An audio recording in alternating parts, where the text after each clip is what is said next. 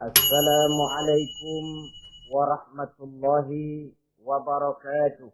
Waalaikumsalam warahmatullahi wabarakatuh. Oleh karenanya saudara-saudara, pantas saja kalau Nabi sampai 3 kali ibumu, setelah itu bapakmu. Nah, oleh karenanya apa sebenarnya kewajiban seorang anak kepada kedua orang tuanya? Dengan kata lain, bagaimana kita berusaha untuk berbakti kepada ibu bapak ini? Di dalam kitab Tanbihul Ghafilin ada dijelaskan, lil walidi 'alal waladi asharatu huquqin. Orang tua mempunyai 10 hak terhadap anaknya. Dengan kata lain, kewajiban anak kepada orang tuanya ada 10. Pertama, at-ta'am in ihtaja. Memberikan kedua orang tua makan kalau keduanya memerlukan makanan. Malah yang lebih ideal dia usahakan agar makanan yang diberikan kepada kedua orang tuanya lebih baik dari yang dia makan sendiri. Kita kadang-kadang beli juga kue, buahan, tapi kita sortir dulu. Ini rambutan yang kontes-kontes kasih babak sono. Saudara hadirin yang saya hormati, suatu saat Nabi Musa pernah memohon kepada malaikat Jibril, "Ya Jibril, tolong tunjuki siapa kira-kira teman saya di surga nanti." Lalu Jibril mohon kepada Allah, Allah memberitahu Jibril, kasih tahu Musa, temannya di surga nanti tukang daging di pasar, jualannya di pojok parasnya begini-begini, semin. Nabi Musa ingin tahu apa keistimewaan tukang daging ini kok akan jadi teman saya di surga nanti. Dia samperin. Assalamualaikum. Waalaikumsalam. Lalu kenalan. Setelah datang waktu pulang, Nabi Musa ikut ke rumah tukang daging ini. Diambil daging. Sampai di rumahnya, itu daging direbus. Direbus, matang, dia hidangkan kepada ibunya yang sudah tua renta. Disuapinya ibunya. Tiap hari kamu kerjakan ini? Tiap hari, kata si anak tadi. Saya beri makan kedua orang tua ibu saya yang sudah tua renta itu. Si ibu setelah disuapin oleh anaknya berdoa, Allahumma ja'al ibni jalisa Musa fil jannah. Ya Allah, jadikanlah anak saya ini teman Nabi Musa di surga nanti. Amalan si anak cuma nyuapi ibunya. Tapi doa ibunya itu yang dijawab dan diterima oleh Allah. Si ibu berdoa, ya Allah, anak saya ini jadikan teman Nabi Musa di surga nanti. Allah kabulkan doa ibu yang tiap hari disuapi diberikan makan oleh anaknya. Jadi taruhlah kita sebagai anak ini ibadah kita barangkali menyebabkan doa kita belum begitu diterima oleh Allah. Permohonan kita barangkali masih nyangkut di langit. Tapi jikalau kita bisa menyenangkan hati ibu bapak kita yang mendoakan kita, insya Allah makbul. Orang tua itu doanya makbul, sumpahnya juga manjur. Kalau ibu sudah berkata, nak, air mata yang tertumpah terurai untuk mengasuh dan membesarkanmu, air susu ibu yang kau minum sampai kau tumbuh menjadi dewasa semacam ini, seluruh cucuran keringat dan jerih payah ibu rela, nak, mudah-mudahan kau jadi orang berguna. Insya Allah hidup ada berkahnya. Tapi kalau hati orang tua sudah masgul, apalagi sampai keluar sumpahnya, banyak legenda-legenda, entah itu yang namanya si Malin Kundang, anak durhaka, entah itu riwayat-riwayat lain yang menjelaskan bahwa tidak ada keberkahan yang bisa tegak tanpa doa dari ibu dan bapak. Saudara-saudara kaum muslimin yang saya hormati, memberikan makan kepada kedua orang tua. Sekarang kalau kedua orang tua mampu bagaimana? Tidak jadi soal. Tidak jadi soal orang tua mampu atau tidak kita mengirimkan makanan. Apalagi kalau orang tua kita sudah lanjut usianya. Iyalah kalau umur 40-50 tahun masih bisa makan sendiri. Tapi pada saat saudara yang berbahagia dikaruniai orang tua berumur panjang, 70, 80, 90 tahun. Sesuai dengan janji Allah, wa man nu'ammirhu nunakishu fil khalqi. Siapa yang kami panjangkan umurnya, kami kurangi bentuk kejadiannya. Artinya berkurang nikmat Allah itu. panjang umur, nikmat berkurang. Artinya mata sudah lamur, pikiran sudah rada pikun. Nunakis hufil khalqi. Berkurang kejadian akalnya itu. Kesempurnaannya sudah tidak ada lagi. Mengurus orang tua macam begitu memang kalau nurutin pegelnya ya makan nasi. Kadang-kadang karena pikun pagi-pagi pengen kita beli es pukat. Makan. Lagi zaman susah tukang bubur kepengen makan bubur. Tapi di situ ujian. Begitulah dahulu orang tua kita melayani kita dikala kita belum masih merah, belum bisa berbuat apa-apa, belum punya pilihan. Tapi mereka sabar, mereka ikhlas. Tidak sabarkah kita? Tidak ikhlaskah kita di hari tua mereka? Kita mengasuh dan melayani mereka. Kadang-kadang karena rewel, anak kelepasan omong. Udah tua, rewel aja. Hancur hatinya. Dalam keadaan tidak berdaya, mendapat kata yang tidak enak lagi dari anak-anaknya. Saudara hadirin yang saya hormati. Jadi soal orang tua mampu atau tidak memberi makan itu bukan soal, tapi kewajiban anak memberikan makan kepada kedua orang tuanya. Ini kewajiban yang pertama. Kewajiban yang kedua, al-khidmatu in ihtaja. Al-khidmah artinya berbakti, mengabdi kepada ibu dan bapak. Satu hari ketika kumpul dengan para sahabat, Nabi pernah berpesan kepada Sayyidina Umar bin Khattab radhiyallahu anhu. Umar, saya ya Rasul. Nanti kalau kamu sempat datang ke kota Madinah, Umar, cari anak muda yang bernama Uwais Al-Qarni dan kau minta didoakan olehnya. Sayyidina Umar heran. Ini yang menyuruh Rasul. Padahal Rasul doanya mustajab. Dan lagian masih banyak orang-orang tua. Kenapa kalau datang ke Madinah suruh cari anak muda namanya Uwais Qarni dan minta didoakan olehnya? Apa keistimewaan Uwais Al-Qarni ini? Jadi ini pun juga alasan kata Nabi, aksiru minan nas bidu'ail khair fa innaka la tadri min ayyi fahin yuqbal. Banyak-banyaklah kamu minta doa kebaikan dari orang lain sebab kamu tidak tahu dari mulut yang mana doa diterima Allah. Menurut kita barangkali orangnya kere, nggak ada potongan. Tapi kalau doanya diterima Allah, siapa yang sanggup menghalangi? Ada orang bilang, enakan doa sendiri, langsung mantap, tidak jelek. Tapi minta didoakan orang lain pun tidak salah. Saudara-saudara yang saya hormati, kadang-kadang tukang minta-minta pengemis datang ke rumah. Kita kasih 100 rupiah, lalu keluar doanya kan, mudah-mudahan rezekinya bapak lancar dan segala macam. Ada orang yang nggak sabar, dia bilang, Allah kenapa saya kamu doain dirimu sendiri aja dah supaya besok jangan jadi pengemis lagi.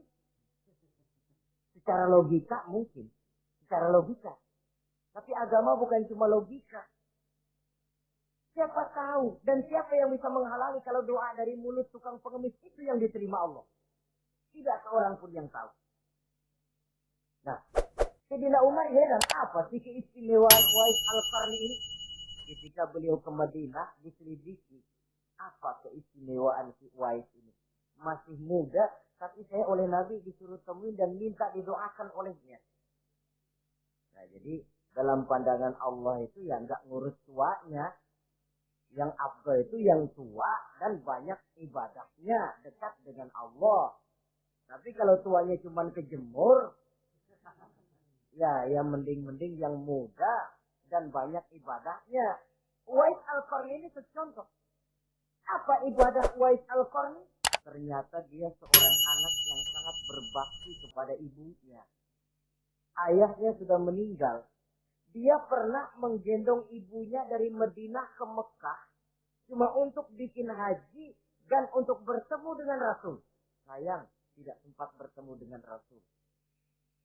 Menggendong ibu dari Madinah ke Mekah itu kira-kira 465 kilo ya. Jakarta Semarang. Digendong ibunya. Kita kadang-kadang ibu kita ini sudah sakit payah. Mau ke dokter saja. Masih manggil orang. Tolongin mak gono. Masih minta tolongin. Berat kita. Uwais Al-Qarni menggendong ibunya cuma untuk menunaikan ibadah haji dan bertemu dengan Rasul. Rupanya karomahnya itu muncul karena dia merupakan anak yang sangat bakti kepada ibunya.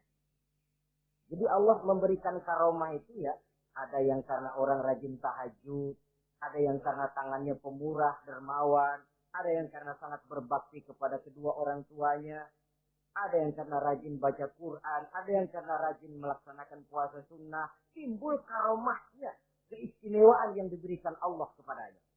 Jadi bakti kepada ibu dan bapak mendatangkan karomah, keistimewaan yang diberikan Allah kepada kita. Kayak Uwais Al-Qarni ini.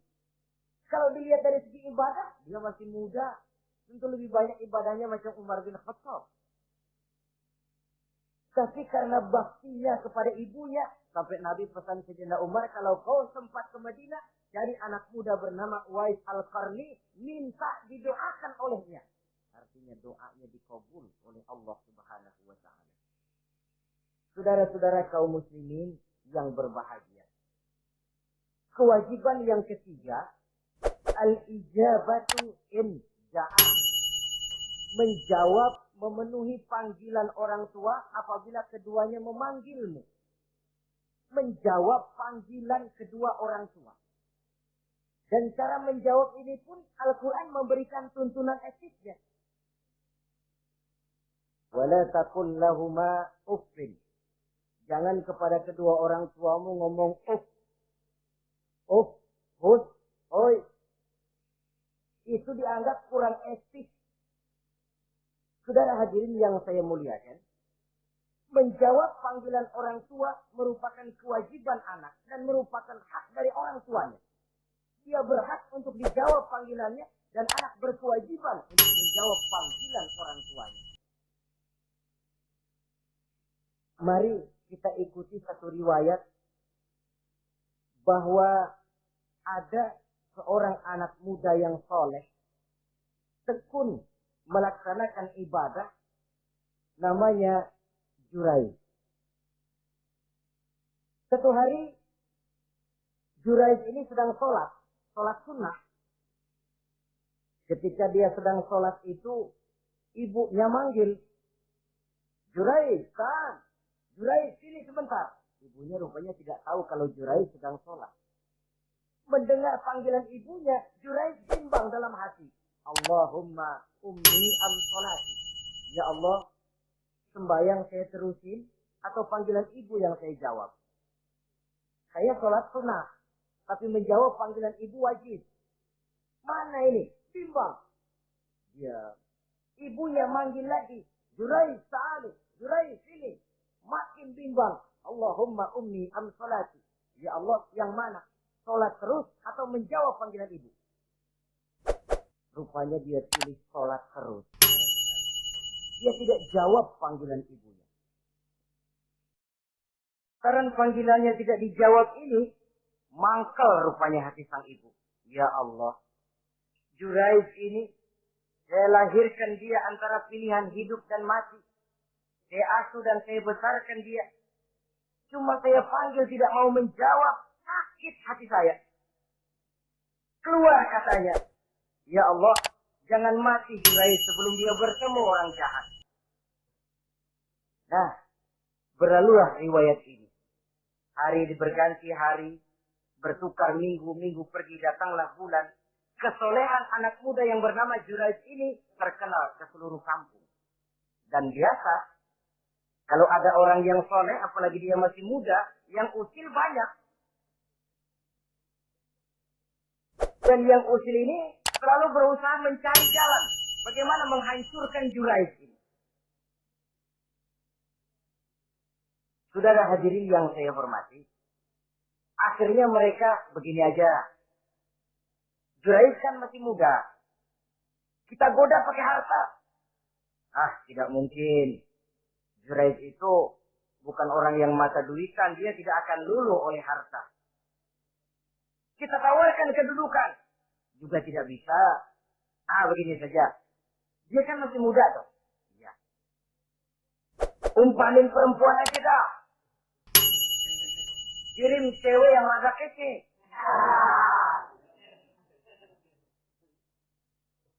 Dicarilah perempuan untuk menggoda Jurais ini. Sampai satu malam Jurais sedang ibadah di mihrab dalam masjid. Masuk perempuan ini dengan langkah gemulai, dengan suara merdu mendayu-dayu, mencoba merayu, membujuk, memperdaya, mempesona Jurais. Tapi enggak kena. Sejak dari berpakaian lengkap si perempuan ini, sampai bahasa Arabnya Orianun Falik, tanpa sehelai benang pun lagi lekat di badannya. Menggoda Jurais, memegang Jurais, muter-muter di depan Jurais, tanpa selembar benang pun lekat di badannya.